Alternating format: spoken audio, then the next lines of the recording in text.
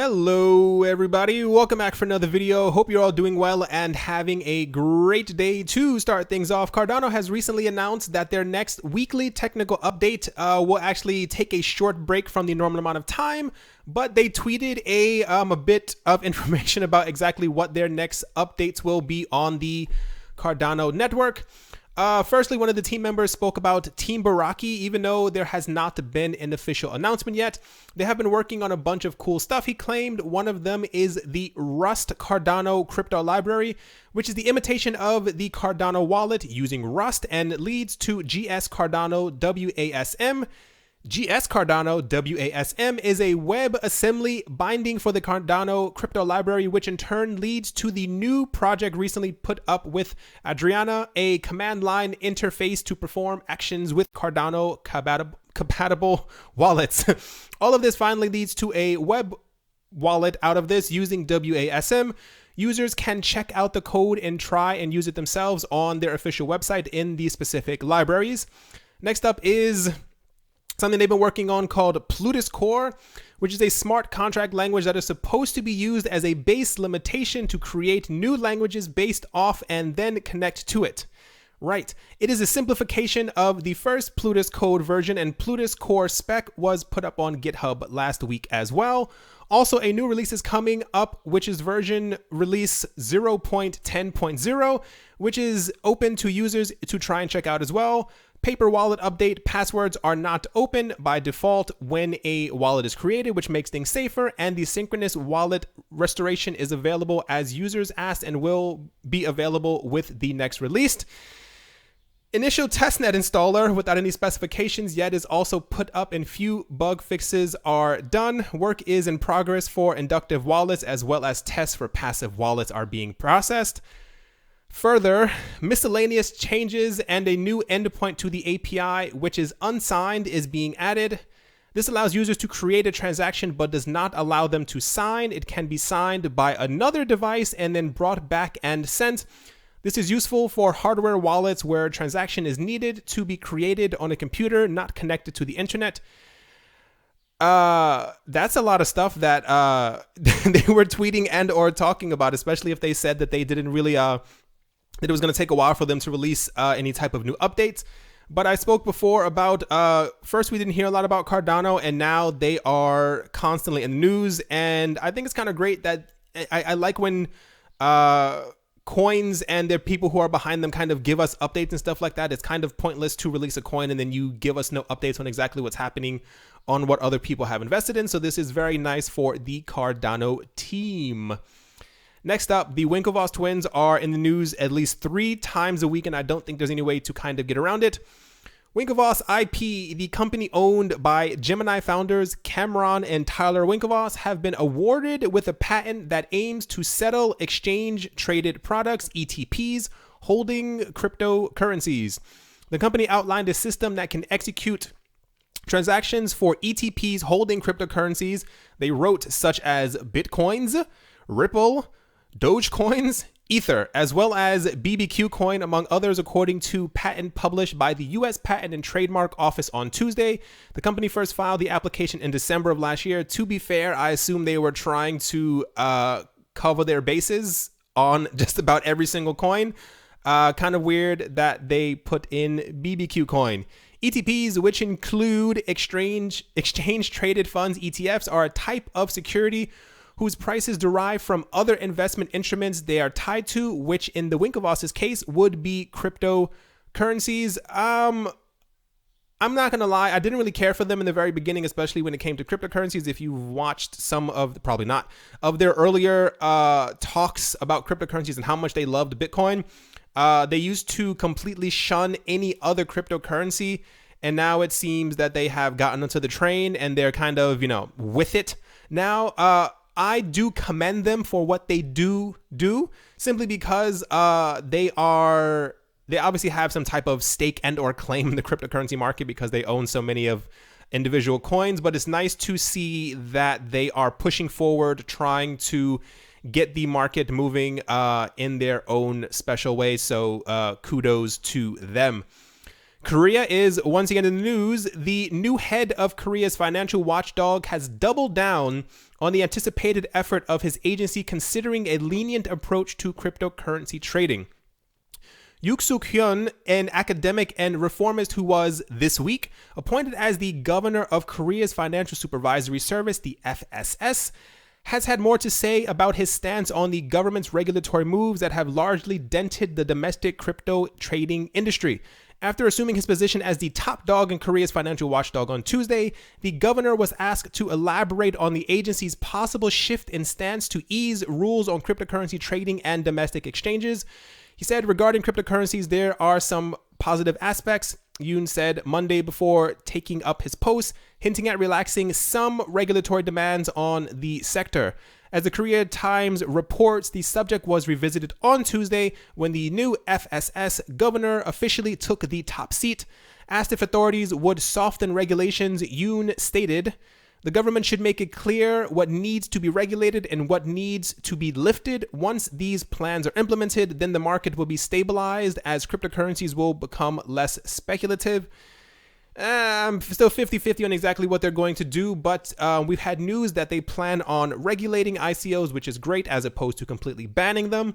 And it seems that as well as Japan and many other countries, they plan on just heavily regulating cryptocurrencies, rather crypto exchanges, because they cannot touch or control the cryptocurrencies themselves. I assume we'll have some type of good news. I'm at least optimistic that they won't kind of stomp all over the cryptocurrency space in South Korea. Kodak Coin is in the news again, and I think it's kind of funny, and I'll tell you why. A sale of simple agreements for future tokens, SAFs, for Kodak Coin, the forthcoming digital rights token bearing the name of imaging company Kodak, is set to begin later this month. The offering, which is limited to accredited investors, will start on May 21st, WENN Digital announced on Thursday. Kodak licenses brand to the firm for the project, which involves a digital rights management platform that has its own built-in cryptocurrency. Kodak Coin and its planned sale were first revealed in January, but an expected sale date of January 31st was delayed for what was originally said to be a several-week period. The SAFs are being sold at $1 a piece, according to WEN. The company's intention to sell SAFs rather than tokens directly was revealed in a paper published back in March. So when this was first announced, Kodak Coin was going to be coming out, people were obviously not pessimistic. People were kind of like, oh, why are they doing that? And then we had news that they were going to allow everyone to kind of join into this ICO because it was going to be great and we could take photos and we could save it in Kodak Coin, et cetera, et cetera. And then come to find out, when we had all the regulations and stuff that started piling up and the SEC started stepping forward, they had actually announced that they were completely stopping Kodak Coin. And then they came back and said now they're only going to do it for accredited investors. And it kind of deletes the entire purpose of these coins is to not have to flow through billionaires. It's for normal people to kind of have it. I'm pretty sure normal people are taking photos on DSLRs, and they're probably going to, or probably would have wanted to use Kodak Coin. It's kind of like what is it? I think Kick Messenger and Telegram is the other one. All these ICOs are now just going through rich people. They've announced that they are stopping all public sales of them because they've raised $1.5 billion from 3 or 4 people. That's not a lie. I said in one of my other videos. So it's kind of weird that they are constantly trying to tout themselves as something, or a coin or a cryptocurrency or a blockchain for the people, when realistically, if you think about it, if these coins are going to be pre-mined in some sort of way, and if you stop your ICO because you don't need any more funding, it's probably clear that around 95% of the coins are probably going to be in the space, or that they are creating, are probably going to these very rich people. So it just is kind of really weird. And I kind of feel bad for Kodak because they were a large company. They kind of fell apart, and now they're trying to make themselves relevant again with Kodak Coin. If this thing is still around in 2 years, I will be shocked. So there's a lot going on with Ethereum, whether it comes to upgrades or it comes to consensus, which is coming up, which I believe Ethereum is not going to. This is kind of a bit of an internal Ethereum drama, if you will. Ethereum co-founder Vitalik Buterin has said he did not attend nor give permission for approval of a roadmap cementing governance this week. Apparently, there was a meeting that was called, and it was called without Vitalik's involvement. Think about that. A group of entities had committed to aiding growth of the Ethereum ecosystem, summarizing their intentions in a statement on May 9th. The signees, all of which attended the EIP0 summit earlier this month, identified a need to help understand, document, and improve Ethereum's governance. Members of the agreement party include Parity, the startup led by Ethereum co-founder Gavin Wood, as well as ERC20 startups Gnosis and Aragon. Committing to support one or more of a 4-point plan, the signees, which refer to themselves as stakeholders, also seek to involve the wider Ethereum community in discussing how the network will look in the future. We all agree that we need to be having productive conversations about the future of Ethereum, the statement reads. Reaching consensus on protocol changes that may need to be implemented can only happen if we work in parallel to ensure the legitimacy of our shared governance processes. The tone of the statement suggests that parties are wary of the pitfalls of attempting to achieve universal consensus. Echoes of the Bitcoin scaling debate, which dragged on for several years and is still going on, and indirectly resulted in several hard forks with distinct communities, still resonates with developers. Vitalik Buterin, one of Ethereum's co-founders, has tweeted that he was not at the meeting and that it was organized without his permission or his involvement. Going to be interesting to see exactly what happens or why he was not invited. It's kind of, even if you had him on like a video chat, I think it's kind of interesting why he may not have been there. There may be, I know there was discussion for a while that, not that people were concerned that he was the head, the same way that Charlie Lee is the head of Litecoin. People were concerned. It's kind of like the head of any, of any major company or whatever. If the head of the company is not there anymore and or dies and or leaves, what happens to the rest of the project? So they may be looking for a way to balance the scales. I don't exactly know. It's just very interesting that he was not even... he did not know about it. And the fact that he says that it happened without his permission is kind of telling of the possible power struggle that is happening within the Ethereum ranks, especially as all these other tokens are now built on top of Ethereum. And I assume that they also believe that they have some type of stake in the Ethereum network.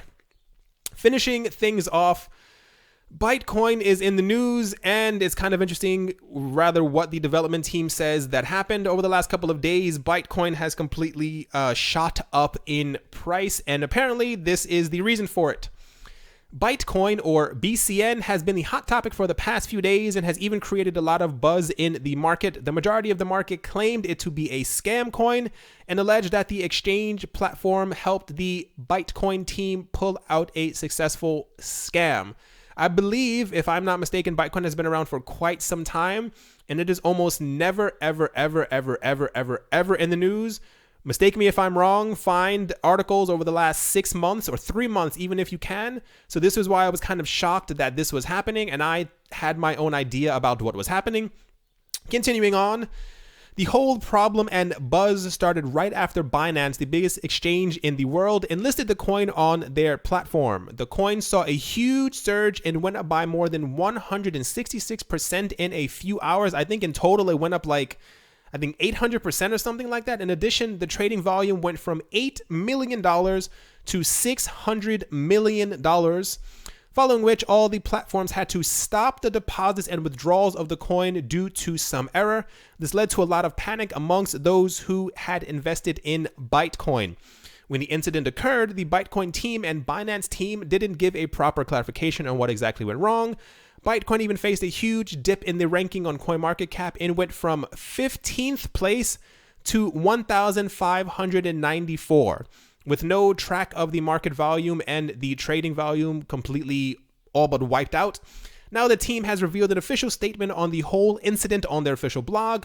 They claim there was a huge growth of users and the mining activity, which led to around 25% of the miners using an outdated software and the rest, 75% of the miners, using the new software. Due to 25% using the old software, a bug appeared in the consensus software, which in turn led to the network's instability. The team had to shut down the activity in order to prevent a fork or split taking place. The team has further added that the issue will be resolved gradually as the miners and the users upgrade to the new version in the next 24 to 48 hours, and have recommended all the users and miners to upgrade to the new software.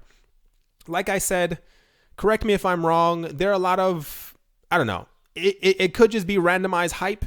I think if any coin announces something, especially a coin that hasn't been around for a while and a lot of people are into this coin and or hold a huge amount of this coin, if a coin goes up by around 30 to 40%, people will start dumping their money into it. We've seen this before, and I think this is kind of what happened. I think it kind of tumbled out of control, especially because Bytecoin was not worth a huge amount of money per coin. And then Binance is slowly becoming the new Coinbase. Anything that gets listed on Binance has a dramatic jump in price and eventually kind of settles back down. But like I said, correct me if I'm wrong, I don't think there was any major news surrounding Bytecoin. So I think a lot of it came down to hype, and I think it couldn't maintain this hype. Probably was a bug as well. I mean, I'm not one of the developers, so I can't really tell you for sure. But I strongly feel this was some type of coordinated pump and dump to the coins, like I said, because there's never any actual news about them or any real integrations that's happening with the project. Okay, everyone, that is definitely going to do it for this video. A lot of news surrounding the cryptocurrency markets, just waiting for, that really good news that pushes Bitcoin over 10,000. Hope you guys enjoyed. Hope you guys are having a great day wherever you are, wherever you might be, whatever you might be doing. Thank you once again for watching, and I will talk to you all soon. See you.